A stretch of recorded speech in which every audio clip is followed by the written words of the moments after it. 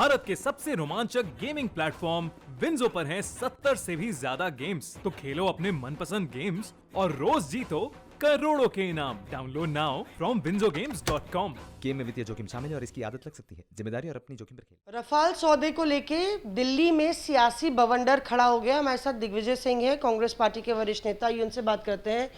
Sir, एक बार फिर से आप लोग प्रधानमंत्री से जवाब मांग रहे हैं, जबकि पहले भी जब ये मसला आया था उसके बाद ज़्यादा कुछ उसमें तथ्य नहीं पाए गए। एक बात समझ लीजिए, मोदी जी हर बार कहते हैं कि उनके कार्यकाल में कोई भ्रष्टाचार का प्रकरण सामने नहीं आया। हम उन्हें चुनौती देते हैं, बाकी सब छोड़ दीजिए। राफेल डील के लिए वो स्वमेव एक पार्लियामेंट की जॉइंट पार्लियामेंट्री कमेटी बना दीजिए और उसमें हमें सबको पारदर्शी तरीके से इसकी जांच करने दीजिए, या स्वमेव यह प्रकरण लोकपाल को सौंप दीजिए। मूल बात यह है कि इस पूरे सौदे में बाकी जो फैक्ट्स हैं वो आपके सामने हैं।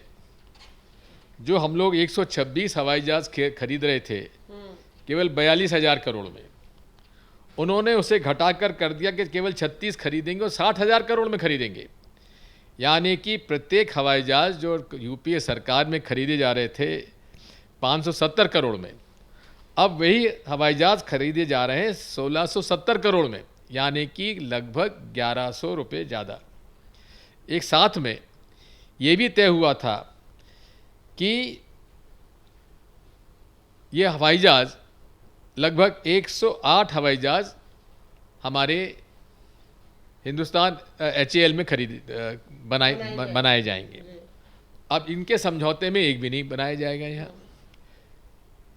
हमारे सौदे में था टेक्नोलॉजी ट्रांसफ़र होगी, इनके सौदे में नहीं, टेक्नोलॉजी ट्रांसफ़र की बात ही नहीं है।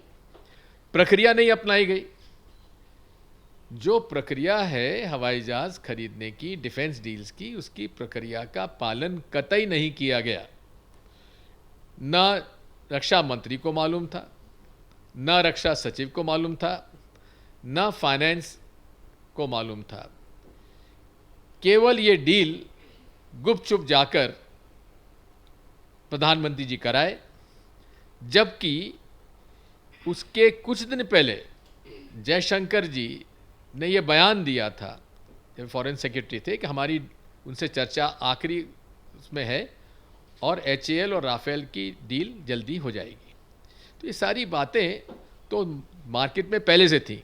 अब नई बात सामने आ गई है। 1.5 मिलियन यूरो किसे गिफ्ट दिए गए। अब इसकी जांच तो होना चाहिए। जांच कौन करे? फ्रांस की सरकार क्यों करेगी? इसलिए नहीं करेगी क्योंकि उनका तो फ़ायदा हुआ है। और अब जब ये बात सामने आ गई है तो लगता है उस आग को बुझाने के लिए माननीय प्रधानमंत्री जी फ्रांस का फिर से दौरा कर रहे हैं। मूल बात यह है, भ्रष्टाचार 100% हुआ है और उसके लिए पूरे तरीके से नरेंद्र मोदी जिम्मेदार हैं। बड़ी बात ये भी है कि लगातार जिस तरह से सरकार की तरफ से जो बचाव आया था, सरकार ने जो आरोप किए लगाए थे कि यूपीए सरकार के दौरान अपने आप में तमाम जो डिफेंस डील्स हों या प्रोक्योरमेंट्स हों, उसमें बहुत अनदेखी भी हुई थी, कॉम्प्रोमाइज़ भी हुआ था। अपने कार्यकाल में जो प्रोसेस आप लोग अपना रहे थे रफाल के लिए, वो उसको अमली जामा पहनाया नहीं गया था। तो जो आप उदाहरण देते हैं कि यूपीए सरकार ने तो कोई सौदा ही नहीं किया था रफाल को लेकर। किसने कह दिया? नेगोशिएशन थे और आखिरी चरण में थे। स्वयं जयशंकर जी ने इस बात को कहा है और उसकी प्रक्रिया का पूरा पालन करते थे। पीएम इसमें कहाँ से जिम्मेदार हो जाते हैं? पीएम कैसे जिम्मेदार हो सकता है? तमाम प्रक्रिया होती है, सेवरल राउंड्स होते हैं, क्लियरिंग होती है, डिपार्टमेंट्स होते हैं, तो कैसे आप लोग प्रधानमंत्री से क्यों सवाल पूछते? इसीलिए जैसा मैंने आपसे कहा है कि प्रक्रिया का पालन नहीं हुआ। जो कैबिनेट कमेटी है जिसमें जो डिफेंस डील्स अप्रूव करती है, फाइनेंस उसको क्लियर करता है, उसकी प्रक्रिया कहाँ पूरी हुई है? हमें बता दें। कौन तारीख को फाइल क्लियर की है उन्होंने? आप कह रहे हैं प्रधानमंत्री डायरेक्टली इन्वॉल्व है, उनको मिला है। पूरे तरीके से नरेंद्र मोदी निजी तौर पर राफेल डील के भ्रष्टाचार में शामिल है, ये हमारा आरोप है। शुक्रिया हमसे बात करने के लिए। तो यहाँ पे दिग्विजय सिंह बड़ा सवाल खड़े करते हुए ये कह रहे हैं कि प्रधानमंत्री नरेंद्र मोदी अब फ्रांस कहीं अपनी इस पूरे जो सौदा है उस पे पर्दा ढकने के लिए तो कहीं नहीं जा रहे। कैमरा पर्सन अशोक भनोत के साथ मौसमी सिंह, दिल्ली।